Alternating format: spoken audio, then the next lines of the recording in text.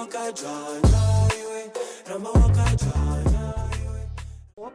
maybe you can introduce yourself first. Alright, my name is Kayflow. I'm from GH, I'm from Singer, Eastside, I'm drive Crew 054. Yeah. Well, I didn't know you actually grew up in Beirut. Yeah, I I thought do. you were from Harare. I'm from Peru Singer. Okay, so what brings you to Harare? Music. Music actually brought me here. I came here to improve my music further. And yeah, something. Alright, so do we agree that Harare is something like a Joburg, the streets of gold, where like people in the outskirts can come here to make it? Definitely, because it's the capital and really it holds seems like a wonderful artist from event managers to collaborations to events. So yeah, it's really ideal for artists, especially if it's Garumara. Because small cities wanna push your music is really hard. But you get to meet even earGROUND, you meet my bloggers. Yeah, shout out to earGROUND. Right. Okay, so now that you say that you've been in Harare, trying to village, so how has your music evolved since the first time you started? My music has evolved big time. Personally, from my own point of view, I have improved as an artist.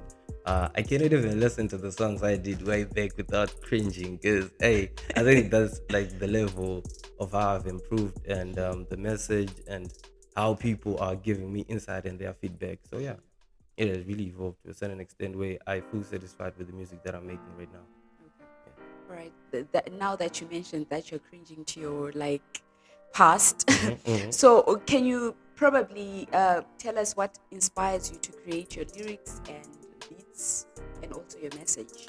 All right. So what inspires me to make my music? It's basically the environment that I'm in. Things that I see on a daily basis. When I get load shedding, when the economic crisis. Seeing inflation and all that stuff is those are not that's inspired to make the music that I make, like my surroundings. Yeah. Okay, I'm glad when you're mentioning that because people sort of like resonate with what you're singing. It's something, it's lived experience. So how do you, but at the same time, because you also there are people with different ideas about life. So how do you navigate the balance between being true to your personal experiences and creating music that connects with the wider audience? All right. So as I was saying, the way that I create my music for people to get involved in it is I put my personal experiences in it. Then what I also see in my surroundings. These are maybe someone who is suffering from maybe a problem or within my surroundings. So I feel like obviously in my surroundings, and that's what I'm singing about. So at the end of the day, you know, Okay. yeah. All right. So maybe you can also tell us how do you sort of like begin the songwriting process? Because I'm here, I'm thinking you guys just freestyle. You get a mic, you start going. So can you please maybe elaborate on the songwriting process? All right, so my songwriting process goes like this. As no formula, it doesn't have a formula. It just depends with how I'm feeling or the vibe that I'm feeling on a certain day.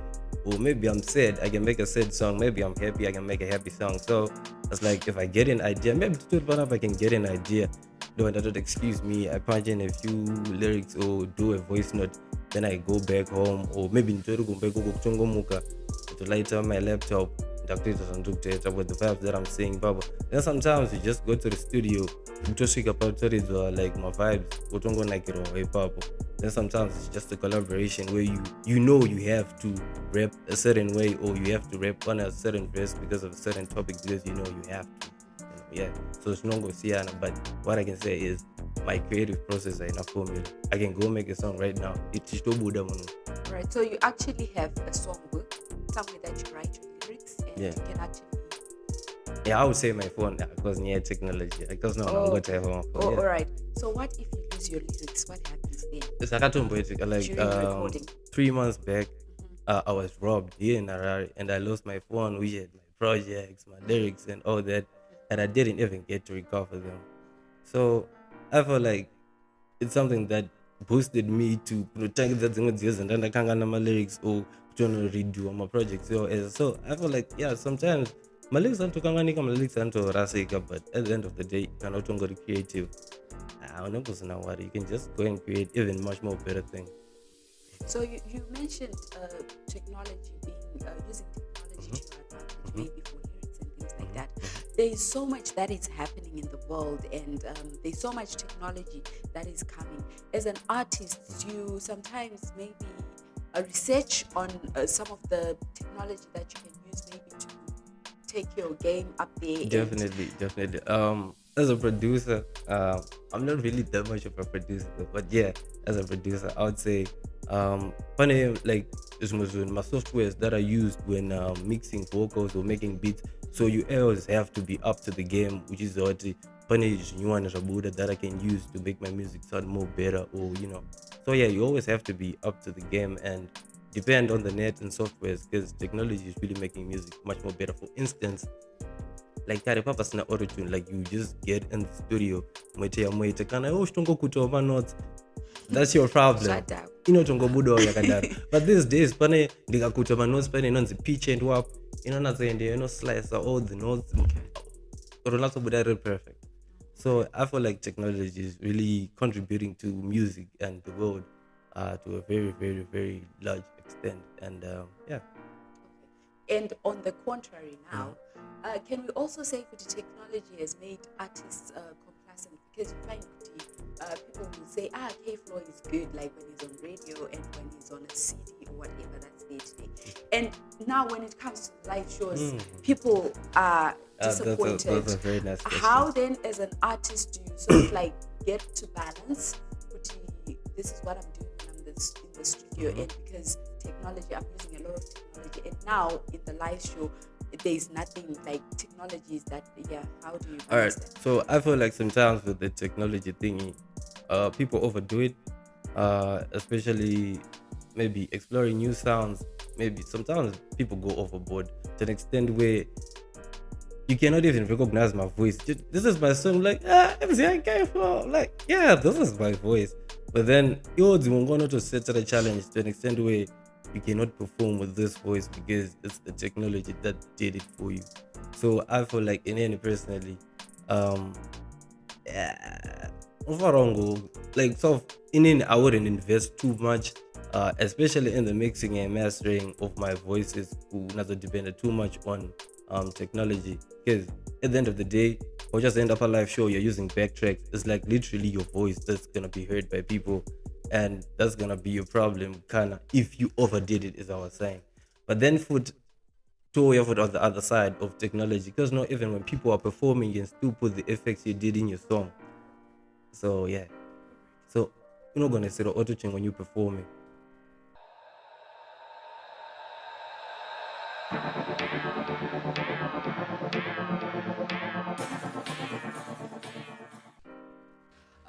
So as I was saying, you mentioned a lot of challenges and a lot of hiccups that as an artist and also as an individual you meet on a daily basis. So what keeps you motivated and inspires you to continue creating music in an industry that is so challenging? As I said, the passion that I have for music really keeps me going. The love that I have for music, the surroundings, people who actually support and listen to my music keep me going.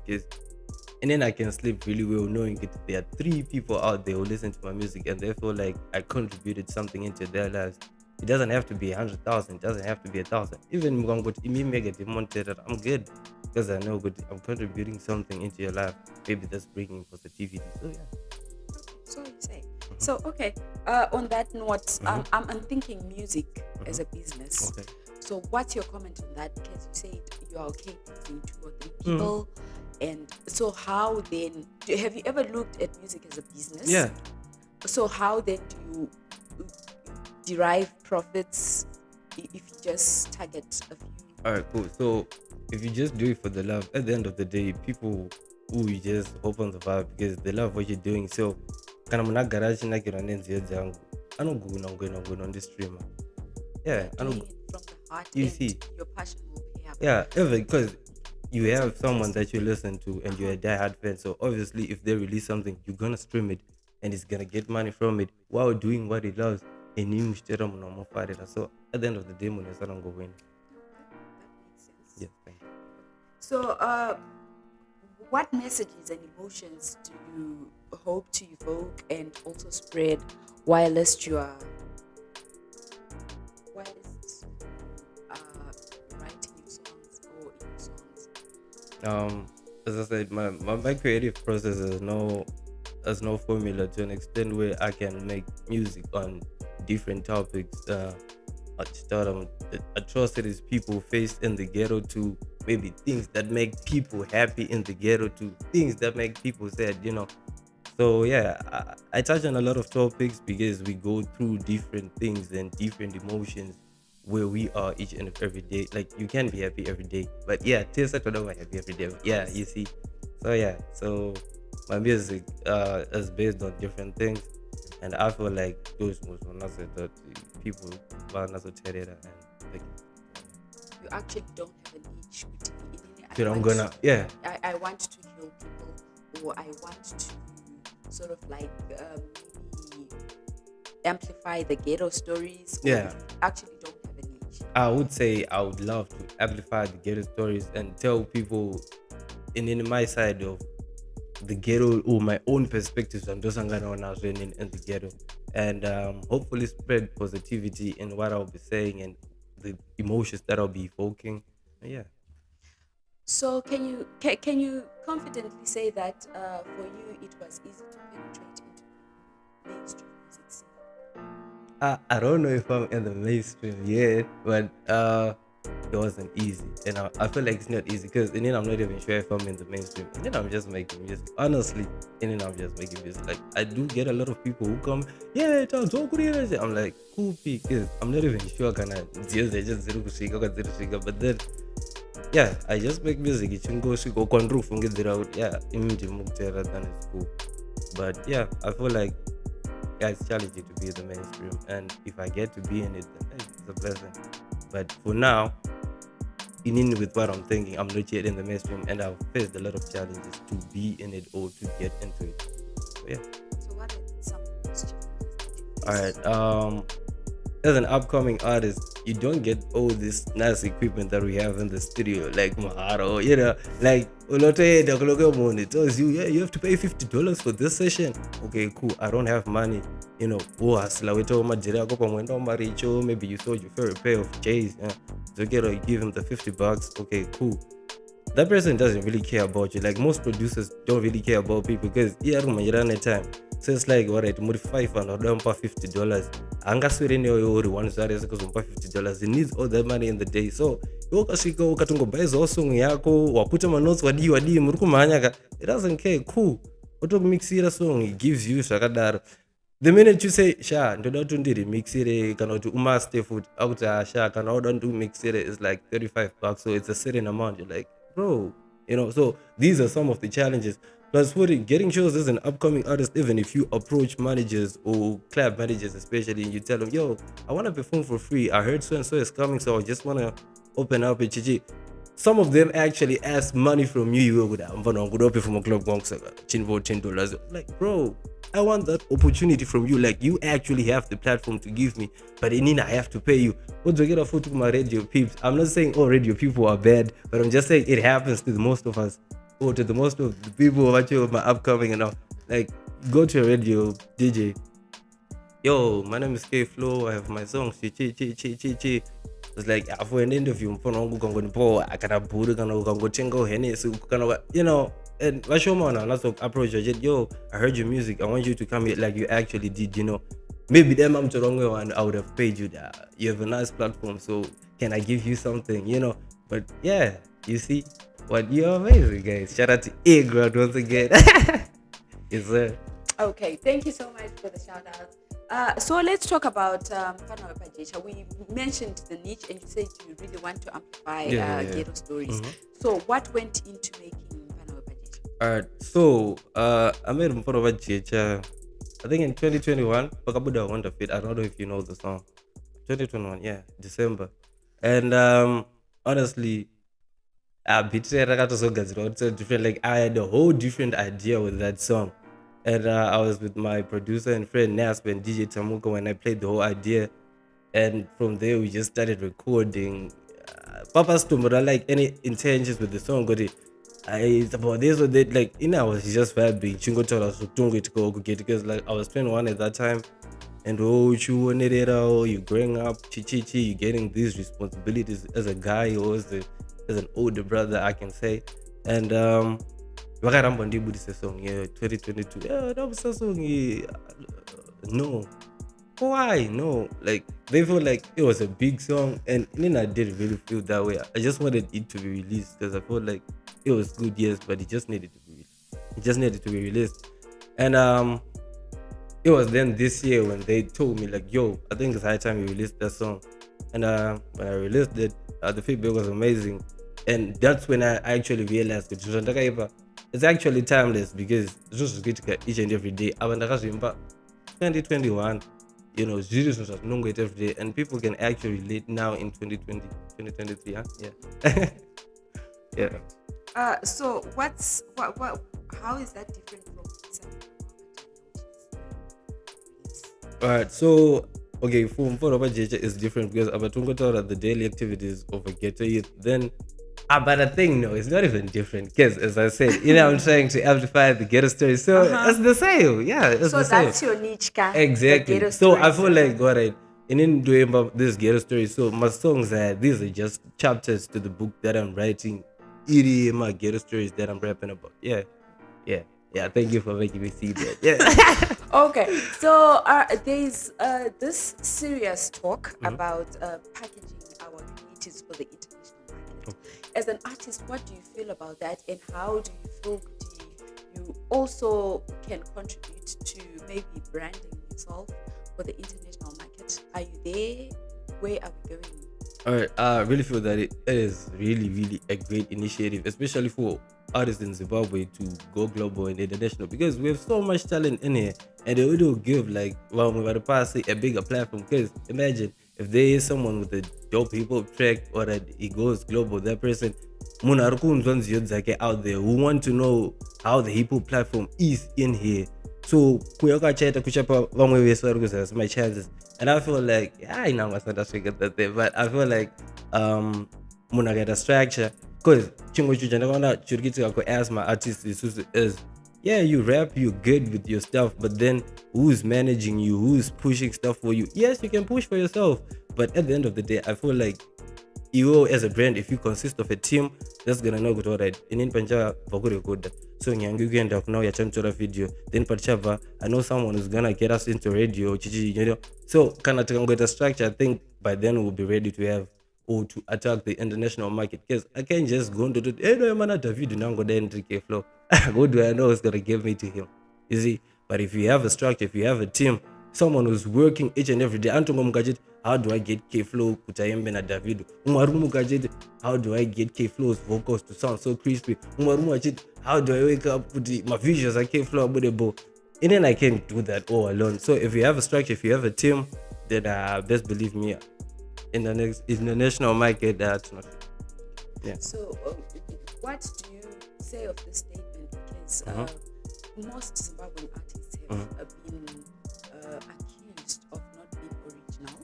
They are taking stuff that's already on the international market that's selling very well, and they are trying to make it their own. What do you say about that? Is it true or it's not true?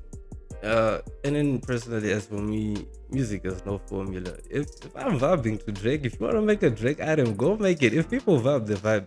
Because the minute you say originality, what do you mean by that? What do you mean? You see, so that's you. That's your original thing. You do what you wanna do. So if people vibe, they vibe. People are not forced to listen to someone's music. If people are gonna listen to you, it's because they like what you're doing, whether you Drake or you're not. So yeah. Okay.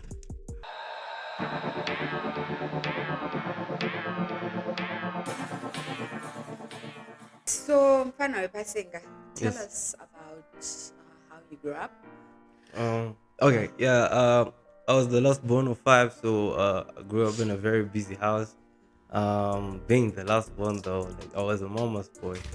I have my mom's always on draw though, like take a say watching on top of border. Like in I really loved football.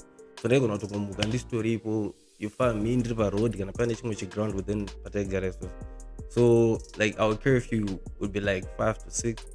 Akawanza kachane kuna shoka number 7. Then you would see my mom woman up a gate wakapata shamu. She would like give you this gist, you're good.